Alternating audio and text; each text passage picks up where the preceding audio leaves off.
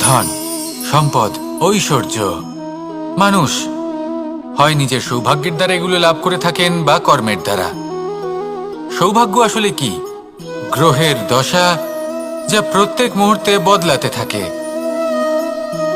কর্মের মাধ্যমে যখন আপনি ধন অর্জন করেন, তখন সেই ধন আপনার আগামী প্রজন্ম লাভ করে।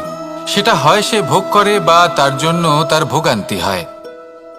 আর এটা নির্ভর করছে আপনার কর্মের ওপরে। কি কর্ম করেছেন আপনি সেই ধনকে লাভ করার জন্য। যদি আপনি সৎ পথে চলেন, নিষ্ঠা ভরে আপনি কর্ম করে থাকেন এবং তার ফলে আপনি ধন অর্জন করে থাকেন, তাহলে আপনার আগামী প্রজন্ম সেটা ভোগ করবে, সেটা প্রয়োগ করবে নিজের বিকাশের জন্য। কিন্তু যদি আপনি কুকর্ম করে থাকেন, কোনো রকম ছলনা করে থাকেন এই ধন লাভ করার জন্য,